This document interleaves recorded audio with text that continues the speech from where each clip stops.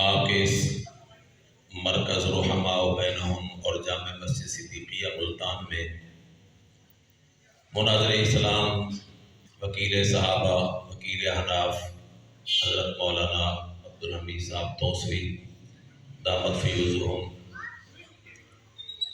اور حضرت مولانا مفتی محمد مبین صاحب اور مولانا محمد فہیم صاحب کی پرخلوص دعوت پر آپ دوستوں سے ملاقات کا اللہ نے شرف عطا فرمایا ہے۔ نماز جمعہ سے پہلے پرمغز بیان ہم سب نے مل کر سنا، جس میں سیدنا حضرت عیسیٰ علیہ السلام کی حیات اور زندگی کے حوالے سے ایمان افروز بیان ہوا۔ آپ کو معلوم ہے کہ یہ مہینہ رجب کا مہینہ ہے، اور گزشتہ سال میں نے جہاں سے بات چھوڑی تھی، میرا خیال یہ ہے کہ میں وہاں سے بات شروع کروں۔ اگر آپ کا حافظہ یاد دیتا ہے تو میں نے بات سیدنا حضرت علی رضی اللہ تعالی عنہ پر چھوڑی تھی کہ اپنے سے پہلے خلفاء سیدنا ابو بکر صدیق، سیدنا عمر فاروق اعظم، سیدنا عثمان غنی رضی اللہ تعالی عنہ کے ساتھ ان کا کتنا پیار تھا۔ مرکز کے نام کے حوالے سے میں نے گفتگو کی تھی اور بات سیدنا حضرت علی رضی اللہ تعالی عنہ کی بات پر چھوڑی تھی۔ پھر بات میں یہاں سے شروع کرتا ہوں، اور اس کی وجہ ایک تو مناسبت یہ ہے کہ بات جہاں سے چھوڑی تھی وہاں سے شروع کر رہا ہوں، اور دوسری مناسبت یہ ہے کہ یہ رجب کا مہینہ ہے، اور اسی رجب کے مہینے کی 13 تاریخ کو خلیفہ راشد، خلیفہ چہارم، داماد پیغمبر سیدنا حضرت علی رضی اللہ تعالی عنہ کی ولادت باسعادت ہوئی۔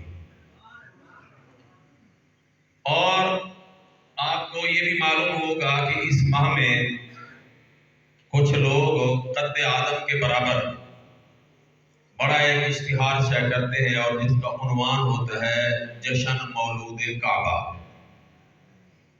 جشن مولود کعبہ، ان کا خیال یہ ہے کہ حضرت علی رضی اللہ تعالیٰ عنہ بیت اللہ میں پیدا ہوئے، کعبۃ اللہ میں پیدا ہوئے، ان کا وہ جشن مناتے ہیں۔ وہ ایک الگ موضوع ہے، الگ بات ہے کہ ان کی ولادت کہاں ہوئی، کن حالات میں ہوئی۔ میں اس کو فی الحال ایک سائڈ پہ رکھتے ہوئے میں سیدنا حضرت علی رضی اللہ تعالی عنہ کا مقام اور ان کی شان جو ہمیں قرآن نے بتائی، آمنہ کے لال نے بتائی، میں وہ آپ کی خدمت میں عرض کرنا چاہتا ہوں۔ اور اس کی وجہ یہ ہے کہ امام الانبیاء سرکار دو عالم، رحمت دو عالم، سید دو عالم، سب قید صلی اللہ علیہ وسلم نے حضرت علی رضی اللہ تعالی عنہ سے ارشاد فرمایا کہ فی کا مثل من عیسیٰ، چونکہ مولانا نے نماز جمعہ سے پہلے سیدنا عیسیٰ علیہ السلام کا بار بار نام لیا، تو یہ حدیث میرے ذہن میں آئی کہ اللہ کے محبوب علیہ السلام نے حضرت علی رضی اللہ تعالی عنہ سے فرمایا فی کا مثل من عیسیٰ، میرے پیارے علی تیری مثال عیسیٰ علیہ السلام جیسی ہے۔ ابغضتہ الیہود حتی بعثوا امہ، اللہ کے محبوب نے عیسیٰ علیہ السلام کے بارے میں جو لوگوں کا خیال تھا، حضور نے اس کی نشان نہیں فرمائی، بیان فرمایا کہ یہودیوں نے عیسیٰ علیہ السلام سے بغض کیا، جس کے نتیجے میں بعثوا امہ، عیسیٰ علیہ السلام کی اماں سیدہ مریم پر انہوں نے الزام لگایا، بہتان لگایا۔ وَأَحَبَّتْهُ النَّصَارَىٰ، اور عیسائیوں نے، نصرانیوں نے عیسیٰ علیہ السلام سے بیجا محبت کی، حَتَّى أَنزَلُوهُ بِالْمَنزَلَةِ الَّتِي لَيْسَتْ لَهُ، عیسیٰ علیہ السلام کو وہ مقام دیا، ان کا وہ شان بیان کیا جو حقیقت میں ان کی وہ شان نہیں تھی، حقیقت میں ان کا وہ مقام نہیں تھا، مگر انہوں نے محبت میں آ کر غلو سے کام لیا، حد سے تجاوز کیا اور خدائی کے درجے تک عیسیٰ علیہ السلام کو پہنچا دیا۔ یہودیوں نے آپ کے ساتھ بغض کیا، ان کی معصومہ صدیقہ ماں سیدہ مریم سلام اللہ علیہا پر بہتان لگایا، الزام لگایا، اور عیسائیوں نے غلو کر کے ان کو ان کے مقام سے بھی اونچا کر کے اللہ کی شان تک پہنچا دیا۔ حضور صلی اللہ علیہ وسلم نے یہ بات بیان فرمانے سے پہلے عیسیٰ علیہ السلام کو فرمایا کہ فیک مثل من عیسیٰ، اے علی تیرے اندر بھی عیسیٰ علیہ السلام جیسی بات ہے۔ یعنی مطلب یہ ہے کہ جیسے عیسیٰ علیہ السلام کے بارے میں لوگ غلط بات کا شکار تھے، بعض نے بالکل افراد سے کام لیا، بعض نے بہت زیادہ تفرید کی، تو اے علی تیرے بارے میں بھی لوگوں کا یہی حال ہوگا۔ کچھ تو ایسے ہوں گے کہ تجھے تیرے مقام سے گھٹا کر تیری شان میں گستاخی کر کے یہودیت کا کردار ادا کریں گے اور انہیں خارجی کہا جاتا ہے، اور کچھ ایسے ہوں گے کہ نصارہ کا کردار ادا کر کے اے علی تجھے اتنا بلند مقام دیں گے جو تیرے اندر اللہ نے وہ پیدا نہیں کیا ہوگا۔ جیسے عیسائیوں نے عیسیٰ علیہ السلام کو خدائی کے درجے تک پہنچا دیا، اسی طرح کچھ لوگ آپ کی شان میں غلو کر کے آپ کو بڑھا کر کے خدائی تک پہنچا دیں گے، ان کو رافضی کہا جائے گا۔ اگر آج ہم اپنے حالات پہ نظر کریں، اپنے معاشرے پہ نظر کریں، تو اللہ کے محبوب صلی اللہ علیہ وسلم کا یہ فرمان بالکل من و عن صحیح بالکل برابر سرابر ہوتا نظر آ رہا ہے کہ خارجی لوگوں نے عیسیٰ علیہ السلام کے شان کو گھٹایا اور رافضیوں نے حضرت علی رضی اللہ تعالیٰ عنہ کو اتنا بلند مقام دیا کہ خدائی کے درجے تک پہنچا کر انہیں مشکل کشا بنا دیا۔ اب آگے حضرت علی رضی اللہ تعالیٰ عنہ خود اسی روایت میں اپنے بارے میں فرماتے ہیں، یہلک فی رجلان، میری وجہ سے دو قسم کے لوگ ہلاک ہوں گے۔ یہ حضرت علی رضی اللہ تعالیٰ کا اپنا فرمان ہے کہ یہلک فی رجلان، میری وجہ سے دو قسم کے لوگ ہلاک ہوں گے، محب مفرط یقرضنی بما لیس فی، ایک تو وہ بندہ جو میرے ساتھ محبت کرتا ہے اور محبت حد سے زیادہ، جس کی وجہ سے وہ مجھے وہ مقام دیتا ہے جو میرے اندر ہے نہیں، مثلا مجھے مشکل کشا کہتا ہے، حاجت روا کہتا ہے، معصوم کہتا ہے، جو میرا مقام نہیں مجھے وہ مقام دیتا ہے، یہ بندہ بھی میری وجہ سے ہلاک ہوگا۔ حضرت علی رضی اللہ تعالیٰ عنہ خود ارشاد فرمایا، ایک بندہ، اور دوسرا فرمایا مبغض یحملہ شنعانی علی ان یبہتنی، ایک وہ بندہ جو میرے ساتھ بغض رکھتا ہے اور میرے بغض کی وجہ سے وہ میرے اوپر بہتان لگاتا ہے، الزام لگاتا ہے، میری کردار کشی کرتا ہے، وہ بندہ بھی ہلاک ہوگا، یہ بندہ بھی ہلاک ہوگا۔ کامیاب وہی بندہ ہوگا جو حضرت علی کو صحیح مقام دے گا جو میرے اللہ نے دیا، میرے محبوب علیہ السلام نے بیان فرما دیا۔ میں آپ لوگوں کو اس بات کا مبارکباد پیش کرتا ہوں، آپ کے اہل حق کے ساتھ تعلق کی وجہ سے الحمدللہ نہ تو ہم خارجی ہیں کہ حضرت علی کا مقام گھٹا دیں، اور نہ ہم رافضی ہیں کہ حضرت علی کو بڑھا چڑھا کر کے خدائی کے درجے تک پہنچا دیں، بلکہ ہم حضرت علی رضی اللہ تعالیٰ کو وہ مانتے ہیں اللہ نے جو مقام انہیں دیا، آمنہ کے لال صلی اللہ علیہ وسلم نے ارشاد فرما دیا۔ چنانچہ ام المومنین سیدہ ام سلمہ رضی اللہ تعالی عنہ فرماتی ہے، رحمت عالم صلی اللہ علیہ وسلم نے ارشاد فرمایا، لا يحب علی منافق ولا یبغضہ مؤمن، حضور نے ارشاد فرمایا کہ کوئی منافق حضرت علی سے صحیح محبت نہیں کرتا اور کوئی مومن صاحب ایمان حضرت علی سے بغض نہیں رکھتا۔ الحمدللہ ہم حضرت علی رضی اللہ تعالیٰ کے ساتھ بغض نہیں رکھتے بلکہ ان کے ساتھ محبت رکھتے ہیں، ویسے ہی محبت رکھتے ہیں جیسے خلفائے ثلاثہ ابو بکر، عمر، عثمان باقی صحابہ سے پیار اور محبت رکھتے ہیں۔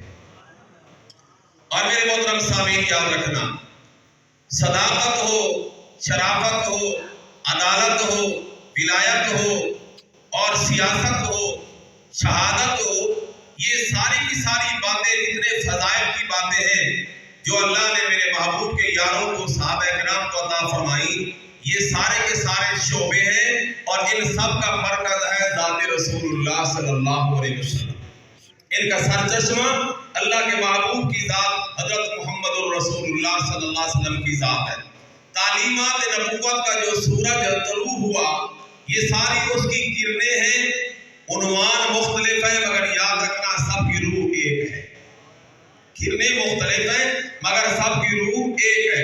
اور روح کیا ہے؟ وہ ہے اطاعت رسول صلی اللہ علیہ وسلم. جو بندہ اللہ کے محبوب علیہ السلام کی اطاعت میں کمال حاصل کر لیتا ہے اس میں یہ ساری صفات جمع ہو جاتی ہے. وہ سچا بھی ہوتا ہے، رسول خدا صلی اللہ علیہ وسلم کی اطاعت میں کمال حاصل کرنے والا سچا بھی ہوتا ہے، عادل بھی ہوتا ہے، حیا کا پیکر بھی ہوتا ہے، شریف بھی ہوتا ہے، شجاعت مند اور بہادر بھی ہوتا ہے. تمام کی تمام صفات اس میں جمع ہو جاتی ہیں. یہ الگ بات ہے کہ کسی میں آفتاب نبوت کی روشنی زیادہ پڑی تو وہ صدیق اکبر بن گیا، کسی پہ اللہ کے محبوب علیہ السلام کی عدالت کی روشنی پڑی تو وہ عمر فاروق اعظم بن گیا، اور کسی پر حضور علیہ السلام کے حیا اور سخاوت کی روشنی پڑی تو وہ سخاوت کا منبع حضرت عثمان غنی ذی النورین بن گیا، اور کسی پر اللہ کے محبوب کی ولایت کی روشنی پڑی تو وہ ولیوں کا بادشاہ حضرت علی رضی اللہ تعالی حیدر کرار بن گیا. مگر یہ سب شعبے ہیں اور ان سب کا مرکز اور سب کا سرچشمہ اللہ کے رسول صلی اللہ علیہ وسلم کی ذات ہے. اور میں نے عرض کیا کہ اللہ کے رسول صلی اللہ علیہ وسلم کی تعلیمات ہی کی یہ روشنیاں ہیں اور ان سب کی روح ایک ہے اور وہ ہے اطاعت رسول صلی اللہ علیہ وسلم. میرے محترم سامعین، میں چونکہ حضرت علی رضی اللہ تعالیٰ کی بات عرض کرنا چاہتا ہوں. حضرت علی رضی اللہ تعالیٰ عنہ ان خوش نصیب کامیاب ترین انسانوں میں سے ایک صحابی رسول ہے کہ جنہیں اللہ رب العالمین نے اطاعت پیغمبر کا ایک امتیازی مقام عطا فرمایا. حضرت علی رضی اللہ تعالیٰ عنہ نبی علیہ السلام کی اطاعت میں امتیازی مقام رکھتے تھے. آپ اندازہ کریں جہاں تک اللہ کے محبوب علیہ السلام کی سنتوں کی بات ہے تو سارے صحابہ کرام اس بارے میں ہر ایک دوسرے سے بڑھ کے ہیں، لیکن حضرت علی رضی اللہ تعالیٰ کی ذات تو وہ ہے کہ نبی پاک علیہ السلام کو جو اتفاقی کام تھے، حضور نے اتفاقی کوئی دنیا کا کام کیا، حضرت علی رضی اللہ تعالیٰ عنہ نے مرتے دم تک اس پہ عمل کر کے امت کو سبق دیا کہ کامیابی لے لیا تو محمد عربی کے طریقے کی اتباع میں ہے. اس پر ایک حدیث میں آپ کی خدمت میں عرض کروں جس سے اندازہ ہوگا کہ حضرت علی رضی اللہ تعالیٰ عنہ نبی علیہ السلام کی اطاعت میں کس درجے پر تھے. چنانچہ حدیث پاک میں آیا ہے کہ ایک مرتبہ سیدنا علی رضی اللہ تعالیٰ عنہ سواری منگوائی، آپ اس پہ سوار ہونے لگے. لما وضع رجلہ فی الرکاب، جب آپ نے اپنا پاؤں رکاب میں رکھا تو فرمایا بسم اللہ. پھر جب اس کے اوپر بیٹھ گئے لما استوى علی ظہرها قال الحمدللہ، سواری کی پشت پر بیٹھے تو فرمایا الحمدللہ. پھر اس کے بعد ایک دعا پڑھی، وہ سارے ہم پڑھتے رہتے ہیں. یہ حضرت علی بیان فرمانے اللہ کے نبی کا طریقہ آگے آئے گا. دعا پڑھی سبحان الذی سخر لنا هذا وما كنا له مقرنین وإنا إلى ربنا لمنقلبون.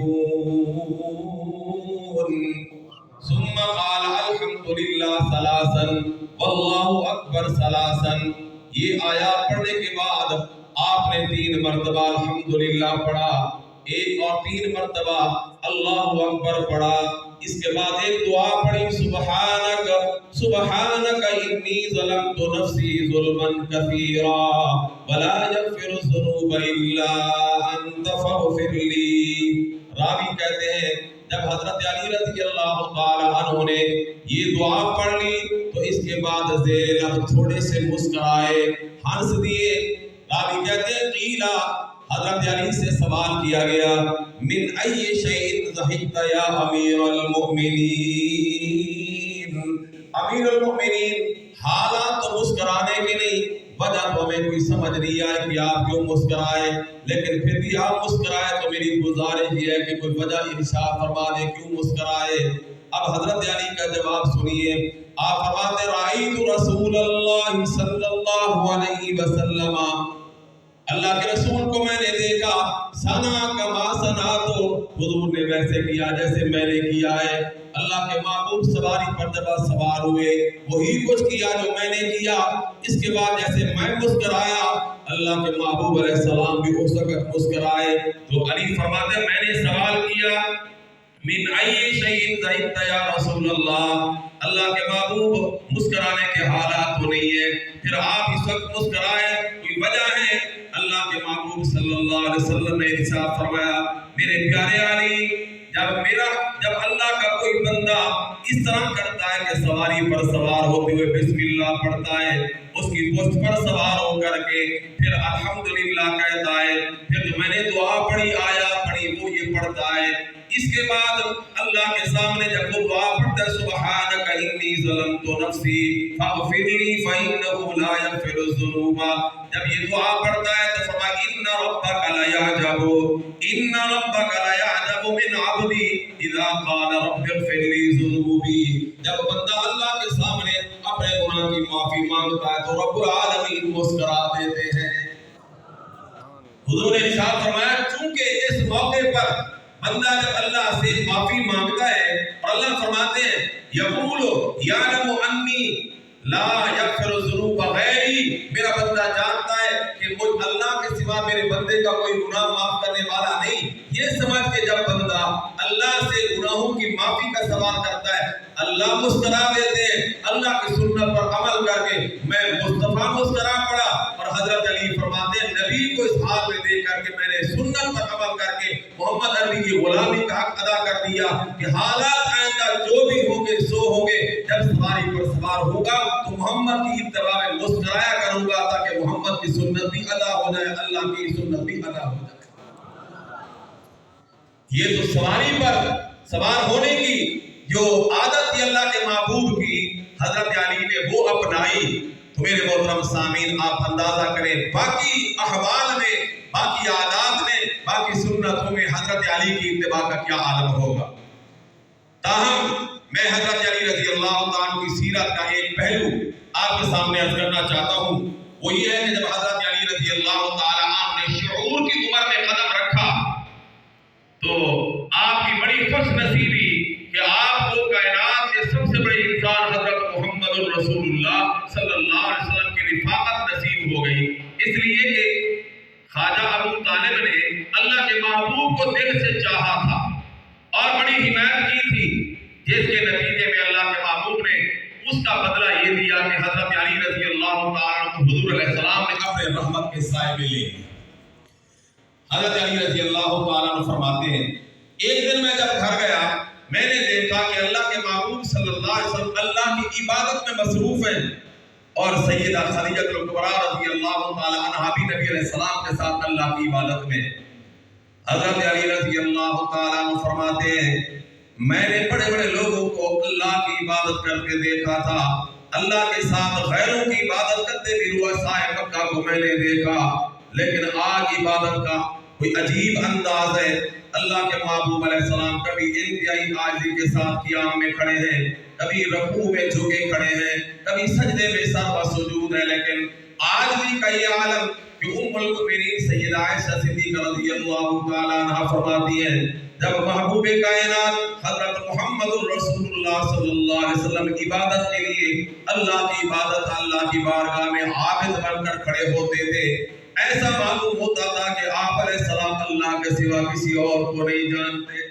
اور ہمارا حال ہمارے سامنے ہے کہ جب نماز میں کھڑے ہوتے ہیں تو وہ باتیں جو میں کاروبار میں، دکان میں، گھر میں یاد نہیں آتی وہ ساری نماز پر مسجد میں یاد آ جاتی ہیں۔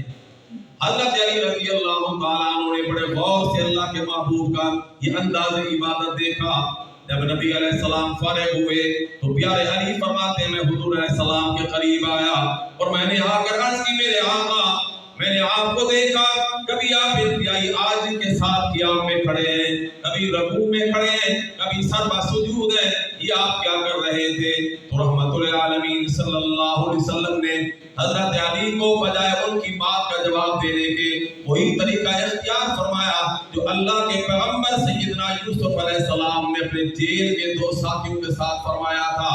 دو ساتھیوں کو خواب آیا اور دونوں کا تذکرہ قرآن میں آیا، وَدَخَلَ مَعَهُ السِّجْنَ فَتَيَانِ قَالَ أَحَدُهُمَا إِنِّي أَرَانِي أَعْصِرُ خَمْرًا وَقَالَ الْآخَرُ إِنِّي أَرَانِي أَحْمِلُ فَوْقَ رَأْسِي خُبْزًا تَأْكُلُ الطَّيْرُ مِنْهُ نَبِّئْنَا بِتَأْوِيلِهِ إِنَّا نَرَاكَ مِنَ الْمُحْسِنِينَ۔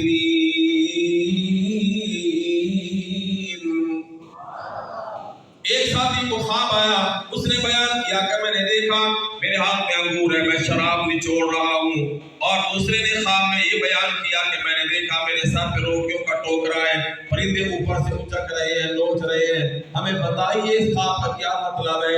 اللہ کے پیغمبر اللہ کے صدیق یوسف علیہ السلام نے ان کے سوال اور خواب کی تعبیر کا جواب دینے کے بجائے سب سے پہلے اپنا فریضہ رسالت، منصب فرضی، منصب نبوت کو بیان کیا۔ فرمایا یا صاحب السجن ارباب متفرقون خیر ام اللہ۔ اے میرے جیل کے ساتھیوں، میں تمہارے خواب کی تعبیر بھی بتاؤں گا، لیکن پہلے مجھے یہ بتاؤ کہ کائنات کا نظام چلانے والے کئی ہیں یا ایک اللہ ہے؟ میں آپ سے پوچھتا ہوں کون ہے؟ ایک اللہ ہے۔ بلند آواز سے کون ہے؟ اللہ کا نام بڑے محبت اور جوش کے ساتھ لینا چاہیے، اس لیے کہ امام راضی رحمت اللہ علیہ نے فرمایا ہے کہ قیامت کے دن اللہ کی بارگاہ میں ایک بندے کو پیش کرنے کے لیے حکم ہوگا فرشتوں کو کہ فرشتوں بلا بندے کو میری دربار میں پیش کرو حساب کتاب کے لیے۔ فرشتے اس کے پاس آئیں گے، چل اللہ کے دربار میں تیری پیشی ہے، تو وہ کہے گا مجھے کیا پیش کرنا ہے؟ مجھے پتا ہے میرے پلے کوئی نیکی نہیں، لے جاؤ جہنم مجھے۔ مگر فرشتے کہیں گے ہمیں یہ حکم نہیں، ہمیں تو یہ آرڈر ہے کہ اللہ کی دربار میں پیش کرنا ہے۔ جب وہ بندہ اللہ کی دربار میں پیش ہوگا تو اللہ رب العالمین فرمائیں گے اچھا اس بندے کو لائے ہو جس کی میرے پاس ایک نیکی ہے، فرشتوں اس کو جنت میں داخل کر دو۔ وہ بندہ عرض کرے گا الہ العالمین میری وہ کون سی نیکی ہے جس کی وجہ سے آپ نے میرے لیے رحمت کا فیصلہ فرما دیا؟ رب العالمین فرمائیں گے اما تذکر لیلۃ، میرے بندے کیا تجھے وہ رات یاد نہیں کہ جب تو سویا ہوا تھا، آدھی رات کے وقت تیری آنکھ کھلی، تو نے کروٹ بدلتے ہوئے مجھے یاد کر کے کہا اللہ۔ بس ایک دفعہ تیرا مجھ کو اس وقت میں یاد کرنا اتنا پسند آیا کہ میں نے اسی وقت تیرے لیے رحمت کا فیصلہ کر دیا، جا جنت میں داخل ہو جا۔ تو آپ سے پوچھتا ہوں کائنات کا نظام چلانے کے لیے کئی ہیں یا ایک اللہ؟ ایک اللہ۔ امام الانبیاء صلی اللہ علیہ وسلم نے حضرت علی رضی اللہ تعالیٰ عنہ سے یہی سوال فرمایا۔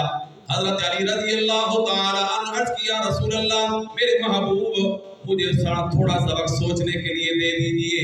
یاد رکھنا جس تعلق اور وابستگی میں تدبر اور سوچ کا فرما ہوتی ہے وہ بڑا مضبوط اور مستحکم ہوا کرتا ہے، اور جس تعلق میں انسان کی سوچ فکر تدبر کار فرما نہ ہو، جس تیزی سے وہ وابستگی ہوتی ہے اسی طرح وہ جلدی ختم ہو جاتی ہے۔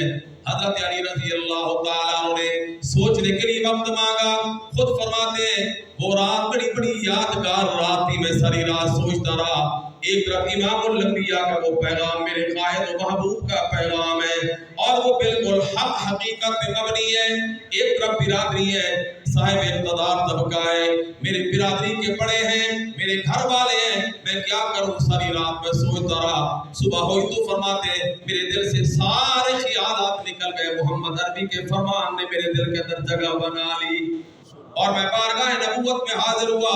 میں نے آ کر عرض کی میرے قائد و میرے محبوب، میں اگرچہ بچہ ہوں، میں اگرچہ کمزور ہوں، لیکن آپ کے پیغام نے مجھے اتنا طاقتور بنا دیا ہے کہ میں فیصلہ کرتا ہوں آج کے بعد آپ کے کندھے کے ساتھ کندھا بھی لا کر کھڑوں گا، ہر قربانی دینے کے لیے تیار ہوں۔ پھر حضرت علی رضی اللہ تعالیٰ عنہ نے اللہ کے محبوب کے ساتھ جو یہ وعدہ کیا پھر وعدہ نبھا کے بھی دکھایا۔ نظریاتی سفر میں، دین اسلام کی تبلیغ کے سفر میں، جہاد کے سفر میں کوئی موقع ایسا نہیں کہ جس میں حضرت علی امام الانبیاء کے ساتھ شانے کے ساتھ شانہ ملا کر نہ کھڑے ہوں. ہر میدان میں حضرت علی محمد عربی کے ساتھ نظر آتے ہیں. شیب ابی طالب میں نبی علیہ السلام کی مکی زندگی میں جب اہل مکہ نے حضور علیہ السلام سے سوشل بائیکاٹ کیا 3 سال کے لیے، مشکل ترین یہ وقت ہے 3 سال کا، حضرت علی رضی اللہ تعالیٰ عنہ اللہ کے نبی کے ساتھ نظر آتے ہیں. حضور علیہ السلام نے مکہ کو چھوڑا. آپ جانتے ہیں کہ نبی علیہ السلام نے اپنی امانتیں حضرت علی کے سپرد فرمائی اور حضور نے فرمایا علی میرے بستر پر سو رہے نا، صبح کو یہ امانتیں اہل امانت کے سپرد کر کے میرے پیچھے چلے آنا. یا ایک بات میں عرض کروں، امام غزالی رحمۃ اللہ علیہ نے ایک روایت نقل فرمائی کہ محبوب خدا صلی اللہ علیہ وسلم ابو بکر صدیق کو لے کر سور پہاڑ کی غار میں چلے گئے اور حضرت علی رضی اللہ تعالیٰ عنہ نبی علیہ السلام کے بستر پر چادر تان کر کے بڑے آرام کے ساتھ سونے لگے. تو رب العالمین نے 2 فرشتوں کو بلایا. امام غزالی فرماتے ہیں اللہ تعالیٰ نے 2 فرشتوں کو بلایا اور فرمایا 2 فرشتوں میں نے تم دونوں کو آپس میں بھائی بھائی بنایا، تمہارے درمیان بھائی چارہ قائم کیا، لیکن ایک کی عمر میں نے زیادہ کی ہے، ایک کی عمر کم کرتا ہوں. بتاؤ تم میں سے کون یہ چاہتا ہے میری عمر کم ہو جائے، میرے بھائی کی عمر زیادہ ہو جائے؟ فرشتوں فیصلہ تم دو. تو ہر فرشتے نے کہا یا اللہ میری عمر زیادہ کر دے، میرے بھائی کی عمر کم کر دے. موت ہے نا، موت سے تو ہر کوئی بھاگتا ہے. قل ان الموت الذی تفرون منه فانه ملاقیکم، ہر بندہ موت سے بھاگتا ہے. تو فرشتوں نے ہر ایک فرشتے نے یہی تمنا کی اللہ میری عمر زیادہ کر دے، میرے بھائی کی عمر کم کر دے. امام غزالی رحمۃ اللہ علیہ فرماتے ہیں رب العالمین نے فرمایا فرشتوں آج تم اس معاملے میں انصار اور قربانی میں حضرت علی کا مقابلہ نہ کر سکے کہ ہم نے علی کو محمد کو آپس میں بھائی بھائی بنایا، پھر محمد کی جان کو خطرہ ہوا تو علی محمد کے بستر پہ سو گیا یہ نیت کر کے کہ میں قربان ہو جاؤں، محمد عربی کو اللہ سلامت رکھے. آج تم اس معاملے میں علی کے مقام کو نہ پہنچ سکے، ان کی عظمت کا انصار قربانی کا مقابلہ نہ کر سکے، لہذا فرشتوں دونوں چلے جاؤ، ایک علی کے سار کی جانب کھڑا ہو جائے، ایک علی کی پاؤں کی جانب کھڑا ہو جائے. علی ساری رات مزے سے نیند کرتے رہے، تم ساری رات پہرا دیتے رہو. میں کہاں تک بات کو آگے لے چلوں؟ میں یہ کر رہا تھا کہ سیدنا حضرت علی رضی اللہ تعالی عنہ نے شیب ابی طالب میں بھی حضور کا ساتھ دیا اور ہجرت کی رات نبی علیہ السلام کے بستر پر سو گئے اس لیے کہ میں قربان ہو جاؤں، اللہ محمد عربی کو بچا لے. یاد رکھنا میرے محترم سامعین، اللہ کے نبی کی جگہ فدیہ بن جانا، قربان ہو جانا یہ کم اعزاز ہے. یہ سب سے بڑا اعزاز ہے کہ کوئی آدمی محمد عربی کے نام پہ قربان ہو جائے، محمد عربی کی جگہ قربان ہو جائے اور محمد عربی صلی اللہ علیہ وسلم کو اللہ بچا لے. یہ بڑا انعام ہے. شہادت کیا ہے؟ ایک ورثہ محمد کے گھرانے کا، نیا عنوان حق و باطل کے فسانے کا، شہید عشق کی واقف اسرار محبت سے، وگرنہ کس کو آتا ہے سلیقہ سر کٹانے کا. یہ تو اللہ کے نبی کے گھر کا ورثہ ہے. خیر میں عرض کر رہا تھا پھر بدر کا مارکہ آیا تو اللہ کے محبوب صلی اللہ علیہ وسلم کے ساتھ علی بدر میں موجود ہیں. چنانچہ ایک بات اور لکھی علماء نے روایت میں آئی کہ جب غزوہ بدر میں اسلامی علم بردار زخمی ہو کر گر گیا اور جھنڈا بھی نیچے گر گیا تو صحابہ کرام بارگاہ نبوت میں آئے، اللہ کے محبوب اسلامی علم بردار بھی، ہمارا امیر بھی زخمی ہو گیا، جھنڈا بھی نیچے گر گیا، ہم آپ سے پوچھنے آئے ہیں کہ اب اسلام کی آبرو کا جھنڈا کیا چیز بنائیں اور اس کو کس کے ہاتھ بلند کریں. اللہ کے محبوب خیمے میں تشریف لے گئے، سیدہ عائشہ صدیقہ کا دوپٹہ لے آئے، فرمایا جاؤ یہ دوپٹہ آج اسلام کی آبرو کا پرچم بنے گا اور اسے حضرت علی کے ہاتھ بلند کریں گے. شرف تیرے دوپٹے نے یہ جنگ بدر میں پایا کہ اسے پرچم بنا کر رحمت عالم نے لہرایا. خدائے لم یزل کا بارہ تجھ پر سلام آیا، فقط فرشی نہیں عرشی بھی کرتے ہیں ادب تیرا. غزوہ احد میں امام الانبیاء صلی اللہ علیہ وسلم کے ساتھ حضرت علی موجود ہیں. بخاری شریف کی روایت ہے جب نبی علیہ السلام کو زخم آئے، سیدہ فاطمہ بھی ہیں، سیدنا حضرت علی بھی ہیں، مشورہ کر کے چٹائی کو جلایا گیا، اس کی رات اللہ کے نبی کے زخموں میں بھری گئی۔ تو اس موقع پر بھی حضرت علی نے محمد عربی صلی اللہ علیہ وسلم کے ساتھ جو وعدہ کیا تھا اس کو نبھا کر دکھایا۔ خندق میں حضور کے ساتھ ہیں، حدیبیہ میں اللہ کے نبی کے ساتھ ہیں، حتیٰ کہ خیبر کا جب مارکہ آیا تو حضرت علی نے اس وقت بھی اپنے آپ کو محمد نبی کے سامنے پیش کر دیا۔ خیبر کے میدان میں ایک بڑے قلعے تھے، ویسے 6 قلعے علماء نے لکھے ہیں، قلعہ قموس، نائم، فلاں فلاں۔ تو قلعہ قموس میں بڑا قلعہ تھا اور اس میں ایک بڑا مشہور پہلوان تھا جس کا نام تھا مرحب، اور وہ اتنا بڑا پہلوان تھا کہ ایک آدمی 1000 پہلوانوں کے برابر شمار ہوتا تھا۔ ایک پہلوان 1000 پہلوان کے مقابلے میں حضرت علی رضی اللہ تعالیٰ عنہ آئے، قد چھوٹا تھا، مرا بڑا موٹا تازہ لمبا دھڑنگا۔ حضرت علی رضی اللہ تعالیٰ اس کے سامنے آئے اور اس سے پہلے حضور علیہ السلام نے ایک دن جھنڈا حضرت ابوبکر صدیق کو دیا۔ سارا دن لڑائی ہوئی مگر قلعہ فتح نہیں ہوا۔ اگلے دن نبی علیہ السلام نے عمر فاروق اعظم کو جھنڈا دیا، لڑائی ہوئی مگر قلعہ فتح نہیں ہوا۔ تو شام کو اللہ کے نبی نے فرمایا لَأُوطِيَنَّ هَذِهِ الرَّايَةَ غَدًا رَجُلًا يُحِبُّ اللَّهَ وَرَسُولَهُ وَيُحِبُّهُ اللَّهُ وَرَسُولُهُ۔ کل میں جھنڈا اس بندے کو دوں گا جس کے ہاتھ پہ اللہ اس قلعے کو فتح کرے گا، مگر وہ خوش نصیب ایسا ہے کہ اس سے اللہ اور اس کا رسول محبت کرتا ہے، اور وہ بندہ اللہ سے بھی محبت کرتا ہے، اللہ کے رسول سے بھی محبت کرتا ہے۔ صحابہ کرام فرماتے ہیں ساری رات ہم دعائیں کرتے رہے، اللہ کرے صبح جھنڈا مجھے مل جائے۔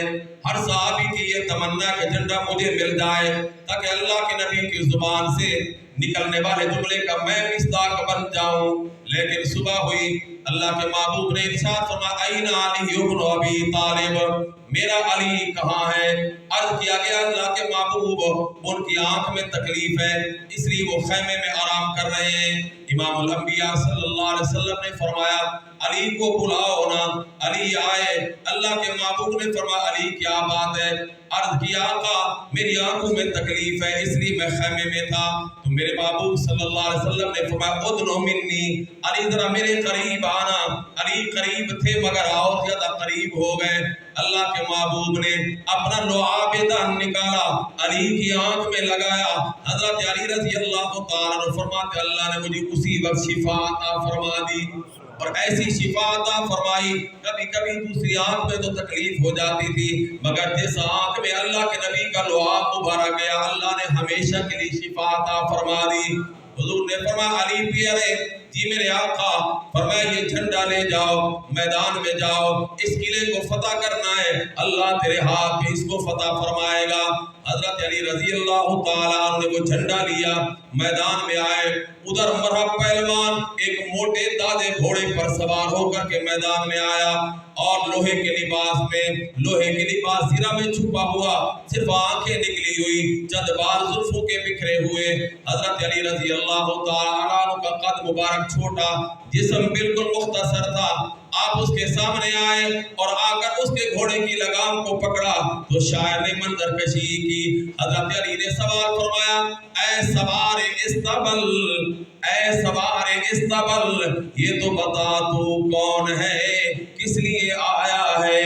اے سوار استبل، یہ تو بتا تو کون، تیرا کیا نام ہے، کس لیے آیا ہے تو، یہ تو بتا تیرا کیا کام ہے۔ آگے اس نے جواب دیا بڑے رعونت میں، بڑے تکبر میں، تکبر بھرے لہجے میں کہنے لگا میں ہوں باشندہ عرب کا، میں ہوں باشندہ عرب کا، میرا مرحب نام ہے، کل عرب میں چرچا میرے کرتبوں کا عام ہے۔ اے بچے تو مجھے نہیں جانتا، جبکہ عرب سرزمین کا چپا چپا بچہ مجھے جانتا ہے، میں کشتی کا اور لڑائی کا بڑا پہلوان، میرا نام مرحب ہے۔ رہا تیرا یہ سوال کہ میں کس لیے آیا، اس کا جواب بھی سن لینا۔ آگے رعونت میں تکبر میں جواب دیتا ہے، کہتے آ گیا ہوں میں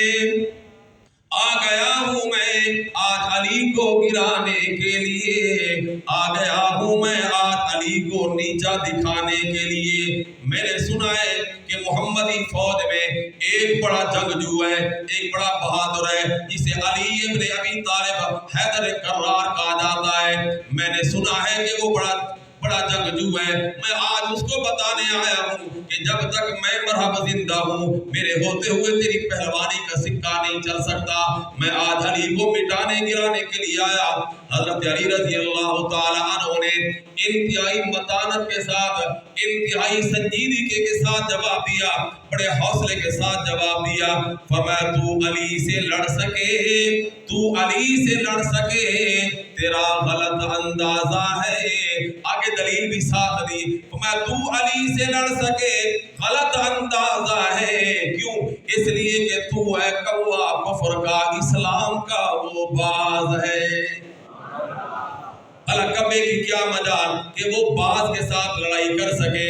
رہا یہ مسئلہ کہ تو بڑا جنگجو ہے، تیرا جسم بھی بڑا موٹا تازہ اور تو بڑا پہلوان ہے، اس کا جواب بھی سن لے۔ فرمایا تجھ کو شاید کچھ فخر ہو اپنے جسم و جان کا، تجھ کو شاید کچھ فخر ہو اپنے جسم و جان کا، تو ہے لومڑ شیطان کا، وہ شیر ہے رحمان کا۔ اور لومڑ کی کیا مجال کہ وہ شیر کا مقابلہ کر سکے۔ اس نے کہا ارے بچے تجھے کیا پتا، میں تجھے اپنی جوانی اپنی بہادری کہاں تک بتاؤں۔ آج تک میرے ساتھ ٹکرانے والا بچ کے نہیں گیا، آج دنیا دیکھے گی، فلک بھی دیکھے گا، زمین بھی دیکھے گی کہ علی میرے مقابلے میں آیا تو بچ کے نہیں جائے گا۔ حضرت علی رضی اللہ تعالی عنہ نے کیا ہو گیا؟ آپ ذرا میری بات کو غور سے سنیں۔ حضرت علی رضی اللہ تعالی عنہ نے انتہائی سنجیدگی کے ساتھ، بڑے حوصلے کے ساتھ فرمایا وہ میاں علی سے لڑنا تو بعد کی بات ہے، پہلے آنا ذرا ہم دونوں آپس میں دو ہاتھ کر لیتے ہیں، دیکھ لیتے ہیں، اگر تم میرا مقابلہ کر سکا، تو نے مجھے گرا دیا تو پھر علی کو بھی ہرا سکے گا، اور اگر تم میرا مقابلہ نہ کر سکا تو علی سے لڑنا تیرے بس کی کون سی بات ہے۔ تو اس نے کہا نہیں آج دنیا دیکھے گی، میں دنیا کو بتاؤں گا میرے ہوتے ہوئے علی کی پہلوانی کا سکہ نہیں چل سکتا۔ حضرت علی فرماتے ہیں تجھ سے ہے کشتی میری، تجھ سے ہے کشتی میری، اور یہ اقرار بھی کہ میں اگر ہارا تو ہارا حیدر کرار بھی۔ ذرا ہم آپس میں کر لیتے، علی سے لڑنا تو بات کی بات ہے۔ اس نے کہا پہلے تو ٹال مٹال سے کام لیا، لیکن جب حضرت علی سیریس اس کے سامنے آ کر کھڑے ہو گئے تو شاعر نے کیا کہا، کہتا ٹھیک ہے آجا، پھر میں تجھے قتل نہیں کرنا چاہتا تھا، لیکن اگر تیرا اصرار ہے تو پھر آجا میں تجھے بتاؤں۔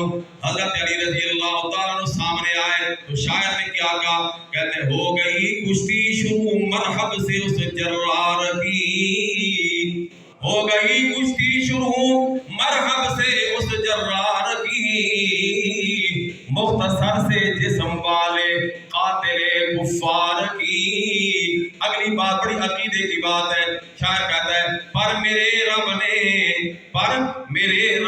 آپ بھی کہہ دیں میرے ساتھ، پر میرے رب نے مختصر سے جسم کو طاقت سے اتنا بھر دیا کہ پکڑ کر حیدر نے مردود کو لمبا کر دیا۔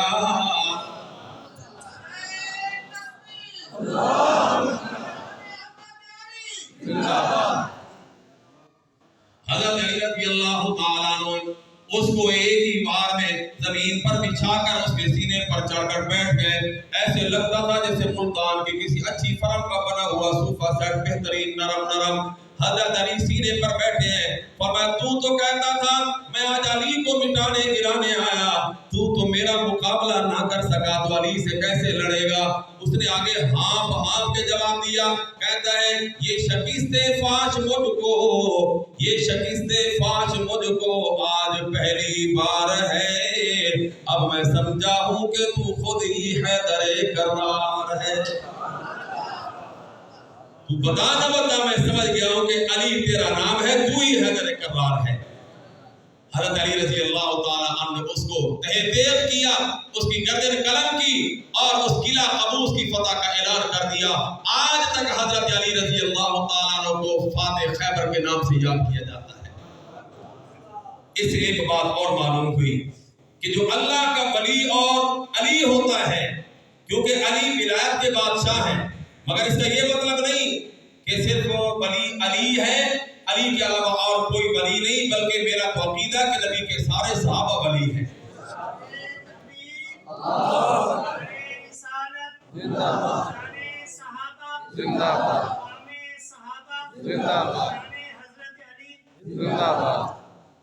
اللہ کا جو ولی علی ہوتا ہے، معلوم ہوا کہ وہ بت پرست نہیں ہوتا بلکہ وہ بت شکن ہوتا ہے۔ حضرت علی نے بت شکنی کی، لیکن یاد رکھنا ملتان والوں، بت شکنی سے پہلے نفس شکنی ضروری ہے، انسان اپنے آپ کو مٹائے، پھر اللہ رب العالمین اس کو دوسروں پر فتح نصیب فرما دیتے ہیں۔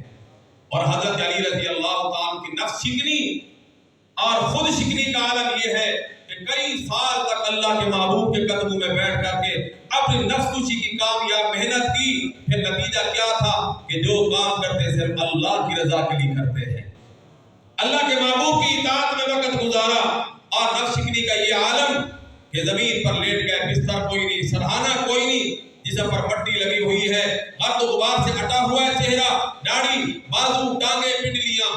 اللہ کے محبوب تشریف لائے تو حضور علیہ السلام نے مٹی میں لکھا ہوا دیکھ کر فرمایا قوم یا ابا تراب، وہ مٹی کا بابا کھڑا ہو جا۔ حضرت علی فرماتے ہیں مجھے کوئی امیر المؤمنین کہے تو اتنا مزہ نہیں آتا، مجھے کوئی علی حیدر کرار کہے تو اتنا مزہ نہیں آتا، حضور نے جو مٹی کا باپ مجھے فرمایا، جو ابو تراب سننے میں مزہ آتا ہے وہ کسی اور لقب میں مزہ ہی نہیں آتا۔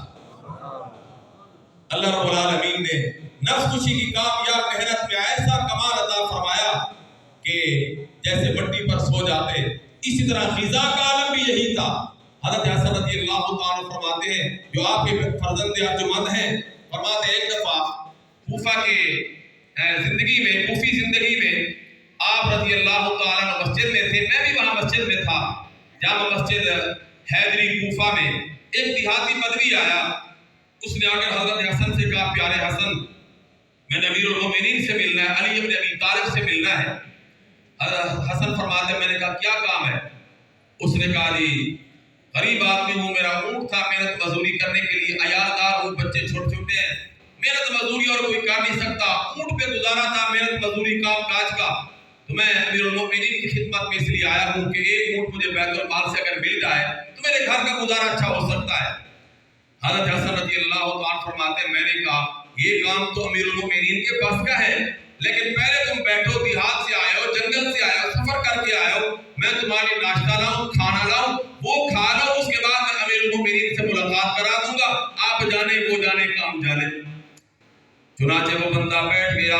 حضرت حسن رضی اللہ تعالیٰ عنہ فرماتے ہیں میں گھر سے بہترین ناشتہ لایا، آ کر سامنے پیش کیا، جب اس ناشتے کو اس نے کھولا دیکھا کہ گوشت بھی ابلا ہوا، انڈا بھی ابلا ہوا، میدے کی روٹیاں ہیں۔ جب اس نے کھانا شروع کرنا چاہا اس کی نظر پڑی مسجد کے سیر میں لیٹے ہوئے ایک درویش پر، جس کے سر کے نیچے سرہانہ کوئی نہیں، جسم کے نیچے چادر کوئی نہیں، اور کسی قسم کا کپڑا کوئی نہیں، بلکہ حالت یہ ہے جیب میں روٹی کے خشک ٹکڑے ہیں، ساتھ پانی کا پیالہ رکھا ہوا ہے، ایک ٹکڑا جیب سے نکالتے ہیں، پانی میں نرم کر کے وہ چبا لیتے ہیں، وہ کھا لیتے ہیں۔ اس کی نظر جو پڑی تو کہنے لگا پیارے حسن اگر اجازت ہو تو اس درویش کو بھی کھانے میں بلا لوں، دیکھتے کیا ہو، دیکھتے نہیں ہو کہ وہ بیچارہ کس قسم پرسی کے عالم میں ہے، خشک ٹکڑے روٹی کے بھگو بھگو کے کھا رہا ہے، ادھر تو بہترین کھانا وافر مقدار میں کھانا ہے، اجازت ہو تو بلا لوں۔ حضرت حسن نے اشارہ کر کے فرمایا میاں چپ رہو، جس کو درویش سمجھ رہے ہو یہی تو امیر المؤمنین سیدنا حضرت علی رضی اللہ تعالیٰ عنہ ہے۔ اس دیہاتی بدوی نے حیران ہو کر پوچھا پیارے حسن یہ کیا بات ہے، میرے لیے اتنا عمدہ کھانا لائے، امیر المؤمنین خشک ٹکڑے کھا کر گزارا فرما رہے۔ حضرت حسن رضی اللہ تعالیٰ عنہ نے فرمایا تم اپنا کھانا کھا رہے ہو، وہ اپنا کھانا کھا رہے ہیں۔ اس نے کہا جی کیا مطلب؟ فرمایا تمہارا ناشتہ کھانا بیت المال سے آیا، بیت المال میں بڑی فراوانی، اس لیے آنے والے مہمان کریم ایسا ہی کھانا بناتے ہیں۔ امیر المؤمنین اپنے گھر کا کھانا کھا رہے ہیں، انہیں خلافت کی وجہ سے، امارت کی وجہ سے جو تنخواہ مشارہ ملتا ہے اسے یہی کھانا بنتا ہے، اس لیے وہ کھا رہے ہیں تو اپنا کھانا کھا رہا ہے۔ حضرت عمر رضی اللہ تعالی عنہ ہوں یا حضرت علی رضی اللہ تعالی عنہ، اسلامی خلافت کا معیار اپنے عمل سے کر کے امت کو دکھا دیا کہ ایک وقت کے خلیفہ حلال کھانے کے لیے روکھی سوکھی روٹی تو کھا سکتا ہے، مگر عیاشی کرنے کے لیے بیت المال میں خیانت نہیں کر سکتا۔ اور خشیت الہی کا یہ عالم ہے۔ حضرت علی رضی اللہ عنہ کبھی کبھی تنہائی میں بیٹھے بیٹھے کتنا روتے کہ ہچکی بن جاتی، لوگ اکٹھے ہو جاتے، امیر المومنین خیر تو ہے، کہیں سے کوئی شکست کی خبر آئی؟ تو فرماتے نہیں، شکست کی خبر نہیں آئی، اسلامی سرحد الحمدللہ محفوظ ہے، مگر بیٹھے بیٹھے اچانک خیال آیا زندگی کا سورج غروب ہونے والا ہے، زندگی کی شام ہو رہی ہے، اللہ کے دربار کے حاضری کا وقت قریب آ گیا، لیکن ابھی تک میں نے تیاری نہیں کی، اللہ کے دربار میں کیسے جاؤں؟ اس لیے روتے۔ اور ایک مناجات مجھے آپ رضی اللہ تعالیٰ عنہ کی ملی ہے، کمال درجے کی وہ مناجات ہے جس میں خشیت الہی، خوف الہی بالکل ایک ایک لفظ ٹپکتا ہوا نظر آتا ہے۔ آپ دعا کرتے تھے، اللہم انی اسألک الامانہ، اللہم انی اسألک الامانہ یوم یعز الظالم علی یدیہ یقول یا لیتنی اتخذت مع الرسول سبیلا۔ اے اللہ، میں اس دن تیری ذات سے امن مانگتا ہوں، پناہ مانگتا ہوں جس دن ظالم غصے اور افسوس کی وجہ سے اپنے ہاتھ کی انگلیاں کاٹے گا اور کہے گا کاش میں رسول اللہ کے ساتھ اپنا کوئی تعلق جوڑ لیتا، آج محمد عربی کی شفاعت مجھے نصیب ہو جاتی۔ کبھی فرماتے اللہم انی اسألک الامانہ یوم لا تملک نفس لنفس شیئا والامر یومئذ للہ۔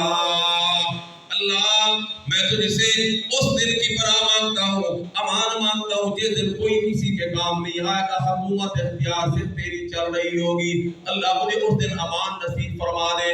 کبھی دعا کرتے ہیں اللہم انی اسألک الامانہ یوم الحسرۃ اذ قضی الامر وهم فی غفلۃ وهم لا یؤمنون۔ بڑی لمبی مناجات ہے حضرت علی رضی اللہ تعالیٰ عنہ کا۔ خوف الہی سمجھ آتا ہے کہ آپ رضی اللہ تعالیٰ عنہ اللہ کے دربار میں پیش ہونے سے کتنا ڈرتے تھے۔ میرے محترم سامعین، جو مشکل کشا ہوتا ہے وہ کسی سے ڈرتا نہیں، جو ڈرتا ہے وہ مشکل کشا نہیں ہوتا۔ میں انہی لفظوں پہ اپنی بات کو ختم کرتا ہوں، دعا کرتا ہوں کہ اللہ رب العالمین ہمیں بھی اپنی ذات کا صحیح معنی میں خوف نصیب فرمائے اور آخرت کی تیاری کرنے کے اللہ تعالیٰ ہم سب کو توفیق عطا فرمائے، اور قیامت کے دن اللہ رب العالمین ہم سب کو بھی اپنے عذاب سے امان نصیب فرما دے۔ وما علینا الا البلاغ۔